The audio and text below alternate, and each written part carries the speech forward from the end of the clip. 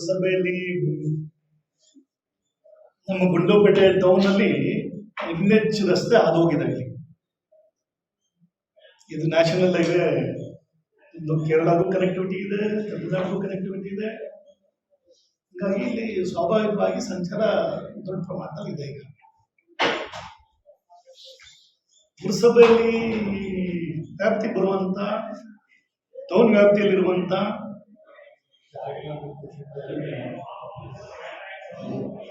ಜಾಗಗಳಿಗೆ ಅಷ್ಟೇ ಬೆಲೆ ಬಂದಿದೆ. ರೇಟ್ ಏನಿದೆ, ವ್ಯಾಲ್ಯೂ ಮೌಲ್ಯ ಏನಿದೆ ಅದು ಜಾಸ್ತಿ ಆಗಿದೆ. ಇಂಥ ಸನ್ನಿವೇಶದಲ್ಲಿ ನಾವು ಹಿಂದೆ ಇಲ್ಲಿ ಗೌರವಾನ್ವಿತ ಮಾದೇವ್ ಪ್ರಸಾದ್ ಅವರು ಶಾಸಕರಾಗಿದ್ದಂಥ ಸಂದರ್ಭದಲ್ಲಿ, ಅವರು ಮಂತ್ರಿಗಳಾಗಿದ್ದಂಥ ಸಂದರ್ಭದಲ್ಲಿ ಸಂಗಮ ಟ್ರಸ್ಟ್ ಹೆಸರಿನಲ್ಲಿ ಒಂದು ಜಾಗ ಮಾಡ್ತಿದ್ರು. ಸಂಗಮ ಟ್ರಸ್ಟ್ ಹೆಸರಿನಲ್ಲಿ ಮಾಡಿದಂಥ ಜಾಗ ಅದು ಪುರಸಭೆಗೆ ಸೇರಿದಂಥ ಜಾಗ.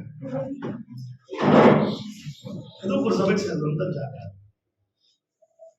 ಆಗ ಅವರು ಇಲ್ಲಿ ಏನೆಲ್ಲ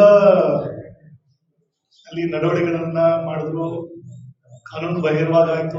ಅದ್ರ ತನಿಖೆ ನಡೀತಾ ಇದೆ, ಇನ್ನೂ ತನಿಖೆ ನಡೀತಿರುವಂತ ಹಂತದಲ್ಲೇ ಇದೆ. ಅದು ಅವಾಗಲೂ ನಾವು ವಿರೋಧ ಪಕ್ಷದವರು ಬಹಳಷ್ಟು ಹೋರಾಟಗಳನ್ನ ಮಾಡಬೇಕು. ಅದನ್ನ ಸಂಗಮ ಟ್ರಸ್ಟ್ಗೆ ಅಂತ ಹೆಸರು ತಗೊಂಡಂತ ಒಂದು ಜಾಗದಲ್ಲಿ ಒಂದು ಬಿಲ್ಡಿಂಗ್ ಅನ್ನ ಮಾಡಿ, ಅದು ಫ್ಯಾಮಿಲಿ ಟ್ರಸ್ಟ್ ಆಗಿದೆ. ಈಗ ಆ ಬಾಡಿ ಎಲ್ಲ ಫ್ಯಾಮಿಲಿ ಹೋಗ್ತಾ ಇದೆ, ಫ್ಯಾಮಿಲಿ ಟ್ರಸ್ಟ್ ಮಾಡ್ತಾ ಇದ್ದಾರೆ. ಪಾಪ ಅವ್ರಿಗೆ ಏನು ಕಷ್ಟನೇ ಏನೋ ನನಗೂ ಅದು ಅರ್ಥ ಆಗ್ತಿಲ್ಲ. ಅವ್ರಿಗೆ ಮತ್ತೆ ಇದೇ ತರದ ಒಂದು ಪ್ರಕರಣ ನಡೀತಾ ಇದೆ. ಇದೇ NH ರೋಡ್ ಇರುವಂತ ಜಾಗ, ಗಂಗಾಪಾರ್ ಪಕ್ಕದಲ್ಲಿರುವಂತ ಜಾಗ, ಅದು ಮುನ್ಸಿಪಾಲಿಟಿಗೆ ಸೇರಿದಂತ ಜಾಗ.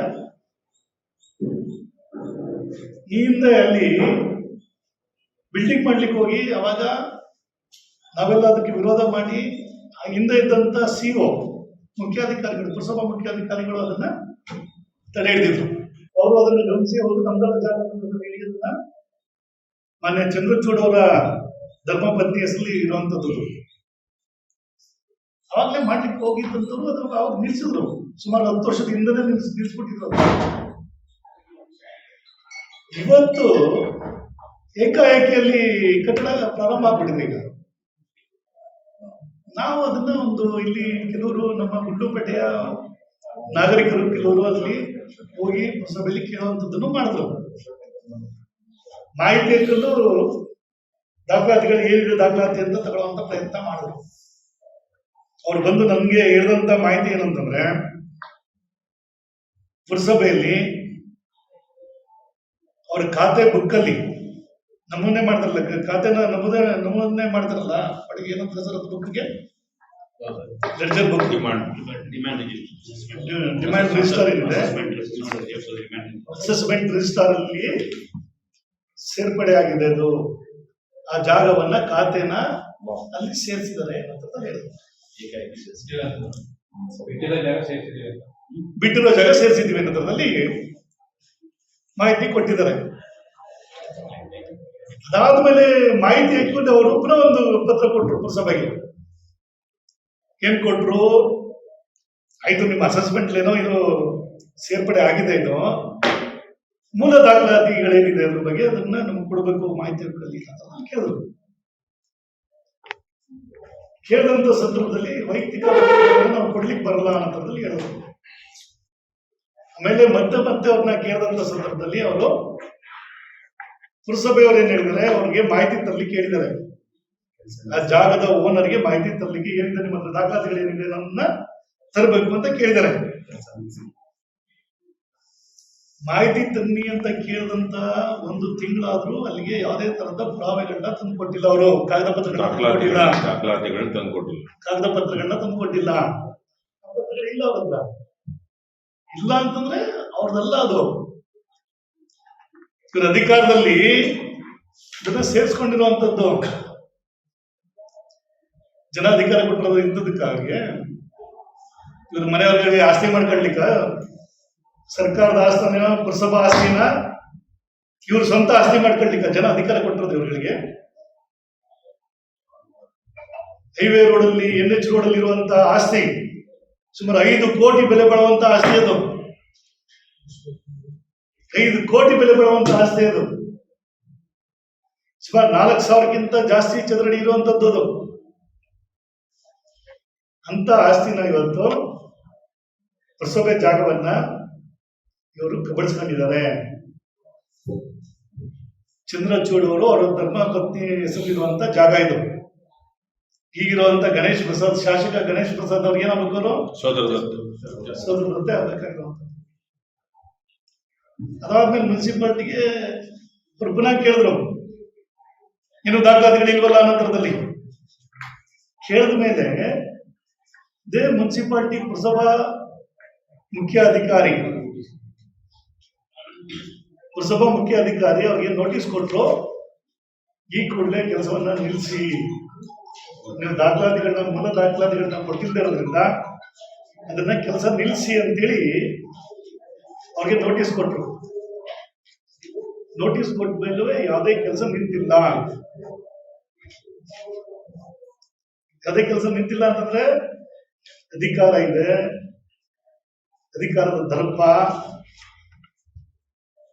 ದೌರ್ಜನ್ಯವನ್ನ ಮಾಡ್ಲಿಕ್ಕೆ ಹೊರಟ್ಬಿಟ್ಟಿದ್ದಾರೆ. ಈಗ ಅಧಿಕಾರಿಗಳಿಗೆ ಬೆಲೆನೇ ಇಲ್ಲದಂಗೆ ಆಗ್ಬಿಟ್ಟಿದೆ, ಕಿಮ್ಮತ್ತೇ ಇಲ್ಲ ಅಧಿಕಾರಿಗಳಿಗೆ. ಈ ಇವ್ರ ಮನೆಯವರು ಏನ್ ಬೇಕಾದ್ರೂ ಮಾಡ್ಬೋದು ಅನ್ನೋ ಥರದಲ್ಲಿ ಆಗ್ಬಿಟ್ಟಿದೆ. ಎಷ್ಟು ಅಂತ ಅವ್ರು ಅರ್ಥ ಮಾಡ್ಲಿ. ಎಷ್ಟು ಒತ್ತುವರಿ ಮಾಡಿದ್ದಾರೆ ಅಂತ ಹೇಳಿ ಸರ್, ನಾವು ಅರ್ಥ ಮಾಡಕ್ ಹೋಗಿಲ್ಲ. ಅಲ್ಲಿ 50 ಎಷ್ಟು ಜಾಗ ಬರೋದಂತ ಜಾಗ. ಈಗ ಅವರು ಮೊದಲು ಗಂಗಾ ಬಾರ್ ಮಾಡಿದ್ದಾರೆ, ಗಂಗಾ ಲಾಡ್ಜ್ ಮಾಡಿದ್ದಾರೆ. ಆ ಥರದ್ದು ಅವ್ರದೇ ಜಾಗ ಆಗಿದ್ರೆ ಇಷ್ಟು ವರ್ಷ ಯಾಕಪ್ಪ ಬಿಟ್ಬಿಡ್ತಿದ್ರು? ಅದು ಒಂದು ಪಾಯಿಂಟ್, ವ್ಯಾಲಿಡ್ ಪಾಯಿಂಟ್ ಅಲ್ಲ ಅದು. ಅವತ್ತೇ ಮಾಡ್ಬೋದಾಗಿತ್ತಲ್ಲ ಅವರು. ಅವ್ರದೇ ಜಾಗ ಆಗಿದ್ರೆ ಅವ್ರಿಗೆ ಕಾಂಪೌಂಡ್ ಹಾಕಬೋದಾಗಿತ್ತಲ್ಲ. ಅಲ್ಲಿ ಒಂದು ಕಾಂಪೌಂಡ್ ಇದ್ದಿದ್ದನ್ನ 1 ವರ್ಷದ ಹಿಂದೆ ತೆಗೆದಾಕಿದ್ರು. ಕಾಂಪೌಂಡ್ ಮಾಡಿ ತೆಗ್ದಾಕ್ಬಿಟ್ಟು ಅದನ್ನ ಅಲ್ಲಿ ದೊಡ್ಡ ಚರಂಡಿ ಇದ್ದಿದ್ದನ್ನ ಸಣ್ಣ ಚರಂಡಿ ಮಾಡಕ್ಕಾಗಲಿಲ್ಲ. ಸಣ್ಣ ಚರಂಡಿ ಆದ್ಮೇಲೆ ಅಲ್ಲಿ ಇದ್ದ ಜಾಗನ, ಹಳ್ಳ ಇದ್ದಿದ್ದ ಜಾಗನ ಸಮತಟ್ಟು ಮಾಡಿದ್ರು.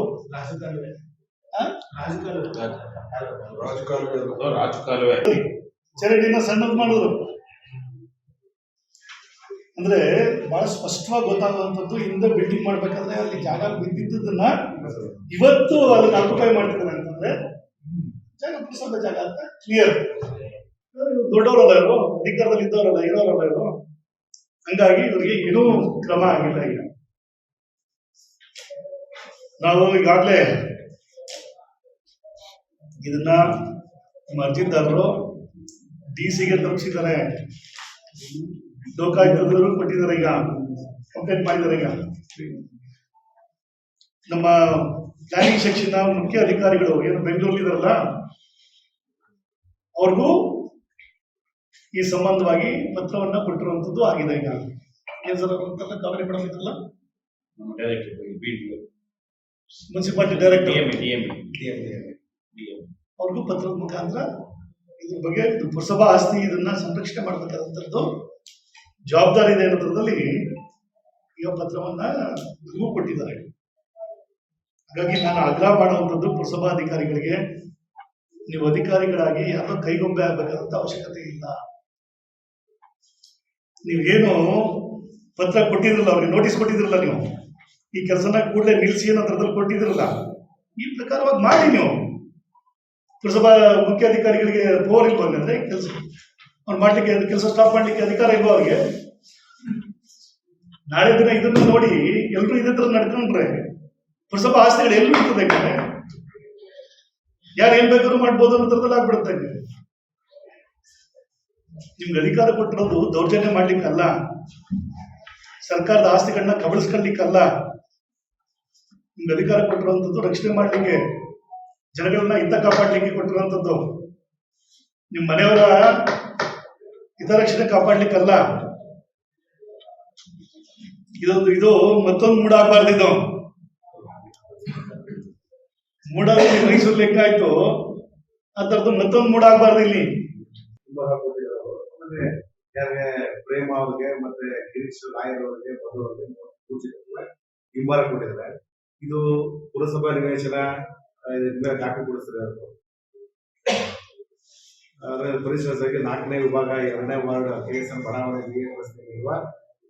ಅಸೆಸ್ಮೆಂಟ್ ನಂಬರ್ 1621/1621 ಮೆಜರ್ಮೆಂಟ್ ಕೊಡಿಸಿ ಸ್ವತ್ತು ಶ್ರೀಮತಿ ಎಚ್.ಎಸ್. ಪ್ರೇಮಾವತಿ ವೀರಪ್ಪರವರ ಹೆಸರಲ್ಲಿದ್ದು ಸದರಿ ಸ್ವತ್ತಿನಲ್ಲಿ ಅನುಮತಿ ಪಡೆಯದೆ ಕಟ್ಟಡ ನಿರ್ಮಾಣ ಮಾಡುವುದು ಕಂಡು ಬಂದಿರುತ್ತದೆ.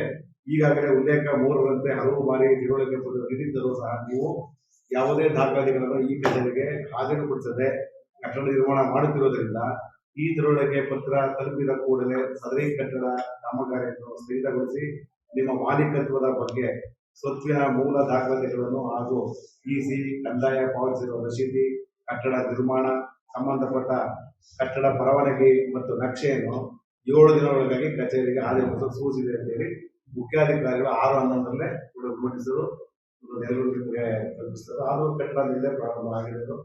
ಹಿಂದೆ ಮಾದೇಪುರ ಇದ್ದಾಗ ಅದನ್ನ ಒಂದ್ಸಲ ಕಟ್ಟಡ ಶುರು ಮಾಡಿದಾಗ ನಾವು ಒಂದ್ಸಲ ವಿರೋಧ ಮಾಡಿದಾಗ ಮಾದೇಪುರ ಇಲ್ಲಪ್ಪ ಅದು ಪುರಸಭಾ ಮುಖ್ಯಾಧಿಕಾರಿ ಕೇಳಿದಾಗ ಪುರಸಭಾ ನಿಯೋಜಿಸಲಾಗಿದೆ. ಆದ್ರೆ ಈಗ ಅವರು ಪ್ರಾಮಾಣಿಕವಾಗಿ ಮಾದೇಪುರ ಪುರಸಭಾ ನಿವೇಶ ಕಟ್ಟಡ ಅಂತ ಹೇಳಿದ್ದು, ಈಗ ಅವರು ಕಾಲವಾದ ನಂತರ ಈಗ ಸರ್ಕಾರ ಮತ್ತು ಅಧಿಕಾರ ಕಳಿಯ ತಗೊಂಡ್ಮೇಲೆ ಗಾಂಧಿಪುರ ತಗೊಂಡ್ಮೇಲೆ ಅದನ್ನ ಪುನಃ ಕಟ್ಟಡ ಕಟ್ಟಕ್ಕೆ ಶುರು ಮಾಡುವುದು ಸರಿಯಾದ ಕ್ರಮ ಅಲ್ಲ. ಕೂಡಲೇ ಏನು ಮುಖ್ಯಾಧಿಕಾರಿಗಳು ದಾಖಲೆ ಕೊಟ್ಟಿರೋದ್ರ ದಾಖಲೆಗಳನ್ನ ಕೊಟ್ಟು ಅದನ್ನ ಅವರು ಸರಿಯಾಗಿದ್ರೆ ಅವ್ರಿಗೆ ಪ್ರಾರಂಭ ಮಾಡಲಿ, ಇಲ್ಲ ಅಂದ್ರೆ ಈಗಲೇ ಕೂಡಲೇ ಸ್ಥಗಿತಗೊಳಿಸ್ಬೇಕು ಅಂತ ನಾವು ಈ ನಿಮ್ಮ ಮುಖಾಂತರ ಅದನ್ನ